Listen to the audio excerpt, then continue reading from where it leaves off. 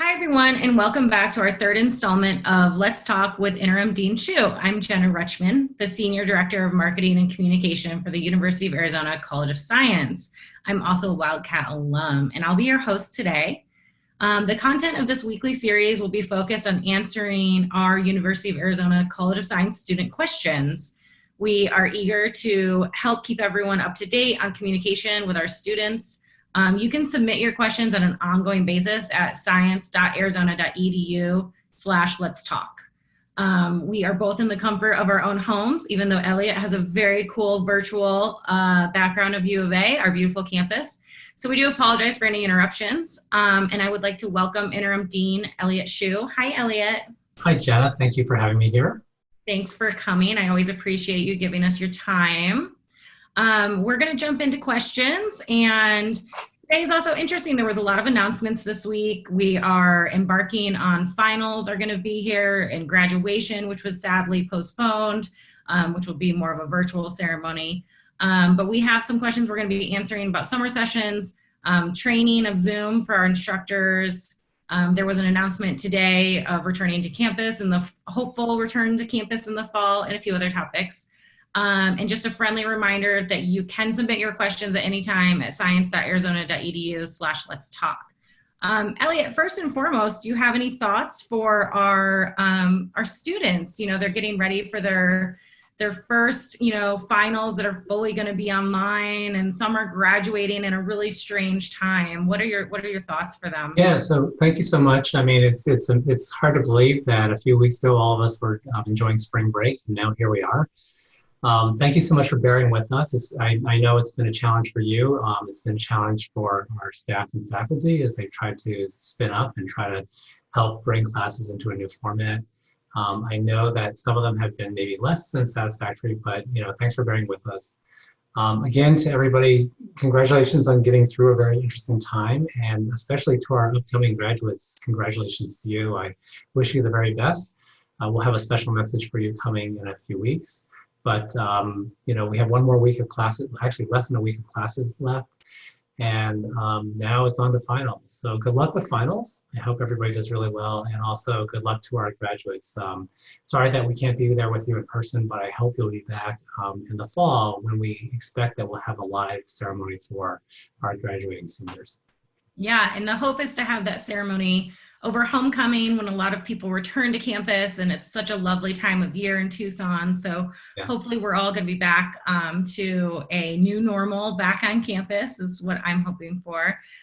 We've been getting a lot of questions and comments about the fact that we did have to spin up very quickly to using Zoom and other online functions. And we've been there's been requests for more training for our faculty and instruction. What are kind of your thoughts around that, and what can we reassure students?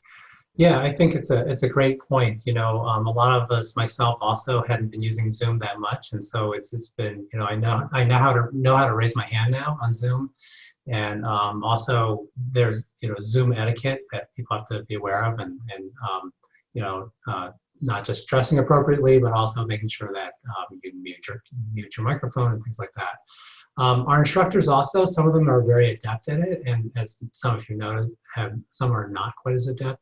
So we'll be working with setting up training sessions between now and when classes start again.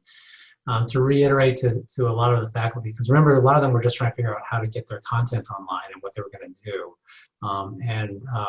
And I know a lot of them also were not maybe as appreciative of the fact that not everybody had the same technology at home, and sometimes that got in the way of it being a great experience.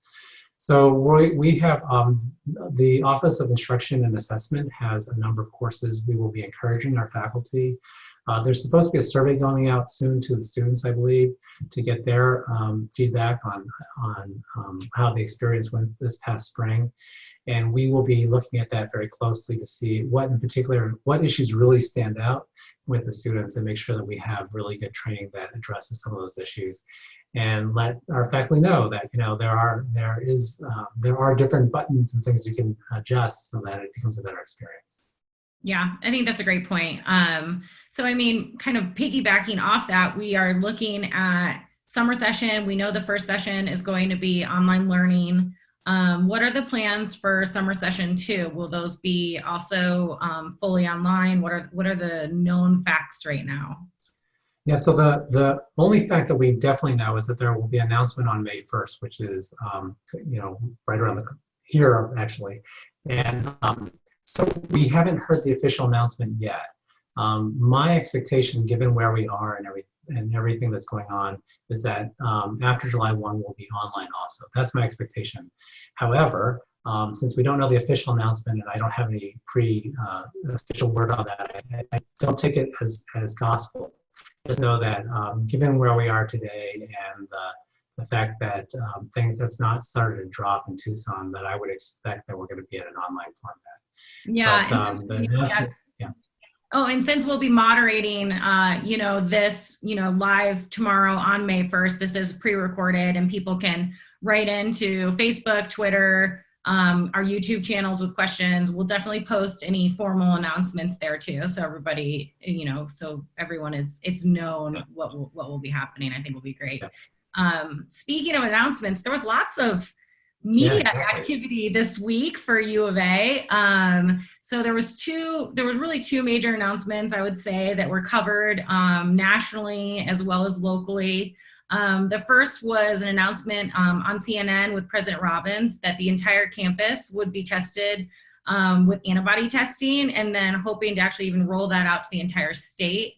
And then today, President Robbins announced the hope to be in person on campus this fall. So those are two really big announcements that are making waves, across higher education. What do these two unique things mean, and what can students? Yeah. So researchers on campus actually have developed a serology test where they take blood samples and actually can test for antibodies to COVID-19. At the moment, the data is still a little bit not completely clear as to what that actually means. The expectation is that if you have the antibodies, that you have some level of immunity, but it's still not clear what that means. Are you immune for a week? Are you immune for a month? Are you immune for your life? And so the best thing that we'll know, and so that test that was developed, we actually got funding from the state to develop, to test about 250,000 people, which is a big fraction. And the plan is that anybody who's coming to campus, students, staff, and faculty, would have the ability to be tested for free. Since we don't know what that means in terms of immunity, the best thing that it does is it tells us the level of kind of spread of COVID-19 amongst our population. It gives us an idea how many people have been exposed to the virus and have developed antibodies to that. And what that tells us is it really gives us an idea of, given the fact that we know about the spread, it gives us some idea about what preventive measures we have to do next. Like what, do we have to worry about if 50% of the population has already been exposed? That tells us something compared to only a few percent. In Tucson right now, the expectation is that there's a few percent of people have been infected with coronavirus. And so, so knowing that our population might have a larger infection rate can tell us a lot. We would respond differently, I think. With regards to the in-person announcement, that's very interesting. The president is very hopeful that we'll be able to go from the online experience that we have now to an in-person experience. And so what we're doing right now within the college is studying what things do we need to do in order to make that happen. And that is a very complex problem. It revolves around what do we do with the large lecture halls, how far apart, how do we make sure that people have the appropriate spacing?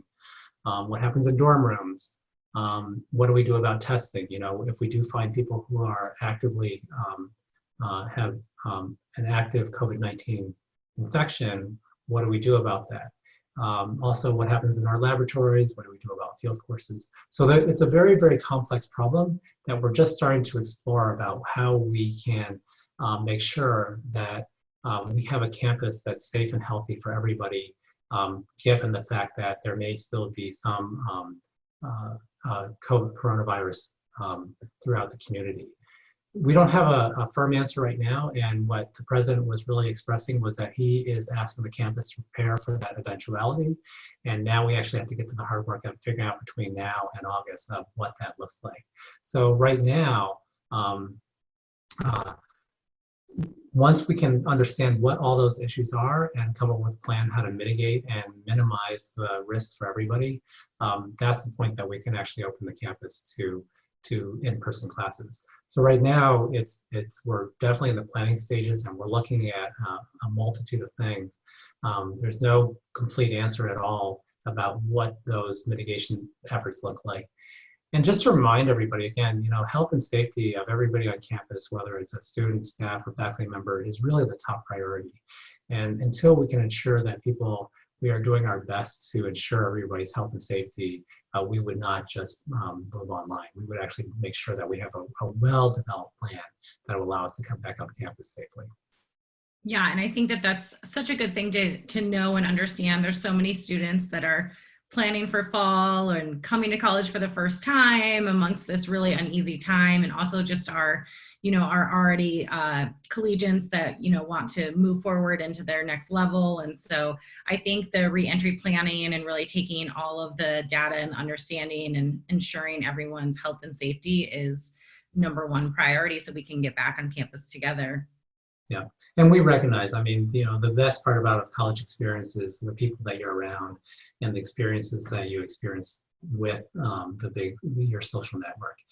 So we all understand that that's a huge desire, but we have to do it in such a way that we are also not putting anybody at risk. Yeah, absolutely. Well, thank you so much, Elliot, for taking the time to answer our student questions today. We know that it's a big time of year with finals coming, and our graduating class is so excited for their future. To everyone listening, remember you can go to science.arizona.edu Let's Talk to ask questions. You can ask those at any time. You can also post questions to social media or comments. We monitor our social media very closely, and you can expect a response within 24 to 48 hours. You can find us on YouTube, Facebook, Twitter, and Instagram. Our handles are all UAZ Science. We post these videos each Friday at 3 o'clock on Facebook and on YouTube, but we do take questions across all of the platforms.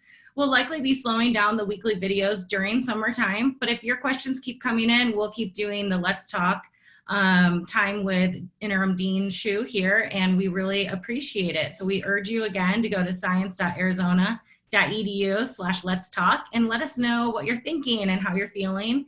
And we look forward to hopefully seeing everyone's faces on campus this fall. Be safe and bear down. Thanks, Elliot. Thank you.